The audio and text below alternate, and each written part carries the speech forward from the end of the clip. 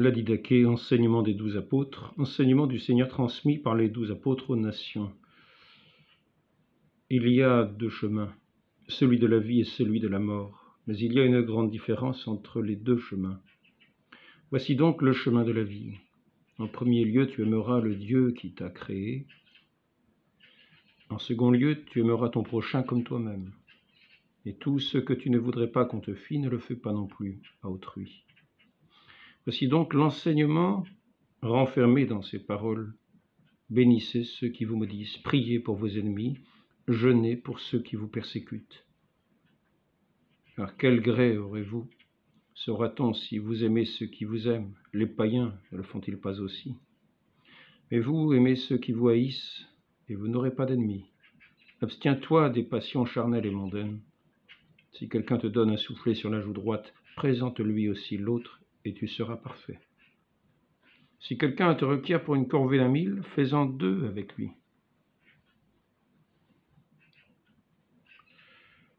Si quelqu'un t'enlève ton manteau, donne-lui aussi ta tunique.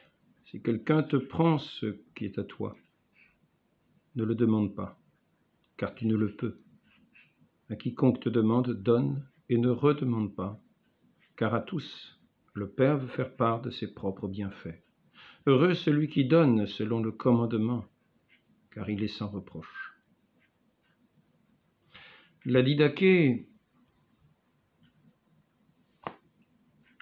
ou enseignement des 12 apôtres, est un des écrits les plus anciens du christianisme.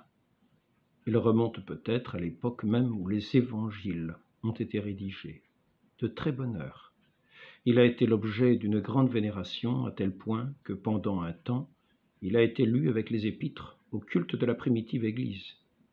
Nous voudrions que la lecture de ce vénérable document, aride, puisque c'est un ouvrage de morale religieuse, mais admirable comme une fresque des primitifs, élève la pensée vers celui qui a inspiré ces réflexions toutes simples, toutes naïves, et fasse sentir que les évangiles, où ne sont rapportés que les actes et les enseignements du Christ, sont un livre unique, venu directement de Dieu.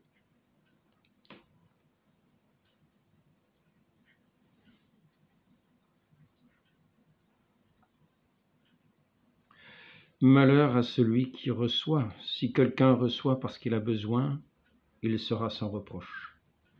S'il n'a pas besoin, il rendra compte pourquoi il a reçu et dans quel but.